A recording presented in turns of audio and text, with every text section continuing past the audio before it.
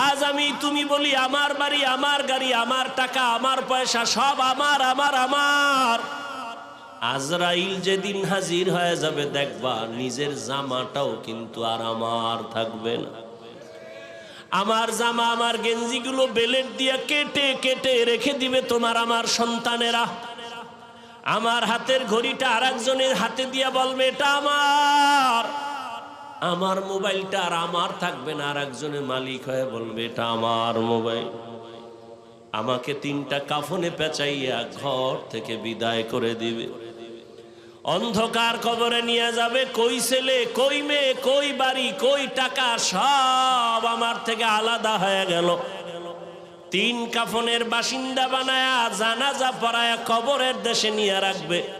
এমন একটা জায়গায় কবর যেখানে দিনের বেলাও যাইতে সবাই ভয় পায়। বাঁশবাগান বাড়ির পেছনের অংশ, ওখানে কেউ যায় না, সাপ বিচ্ছু থাকার গর্ত। কবরে রাখিয়া সবাই চলে যাবে, আর খবর নিবে না। তবে হ্যাঁ, যদি কিছু নেক আমল করে যাও, ভালো সন্তান রেখে যাও, কোরআন পড়নেওয়ালা, মাদ্রাসা মসজিদ রেখে যাও, আলেম ওলামা বানায় রেখে যাও, এদের দোয়া চলবে কবরে। তাও যদি না থাকে কবরে আর কিছুই যাবে না রে বাবা। রহমতের নবী আম্মা জান আয়েশা বলেন, আমার হুজরায় বসে নবী গুনগুন করে কান্না করেন। আমি জিজ্ঞাসা করতাম, ইয়া রাসূলুল্লাহ, আমি আয়েশার কোনো বেয়াদবির কারণে আপনি কান্না করেন? কয় না না। তো কেন আপনি কাঁদেন?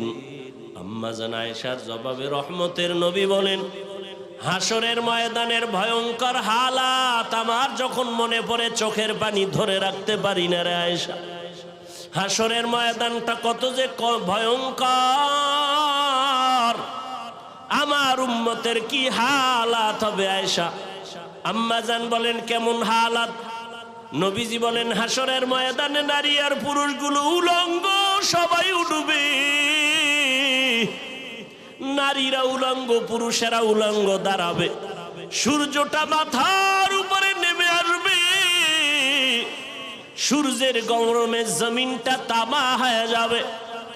নাফরমানদের মাথার মগজগুলো ভাতের মারের মতো ফুটতে থাকবে। ওদিকে জাহান্নামের আওয়াজ। জাহান্নাম চিৎকার দিয়া বলবে, ও দয়ার মালিক, বেনামাজি গুলো কই? নাফরমান গুনাহগার গুলো আমার পেটে দাও। নবী বলেন, ওদিকে আমার আল্লাহ রাগান্বিত আওয়াজ দিয়া ফেলবেন, কুদরতের আওয়াজ দিবেন, বড় ভয়ঙ্কর আওয়াজ। লিমানিল মুলক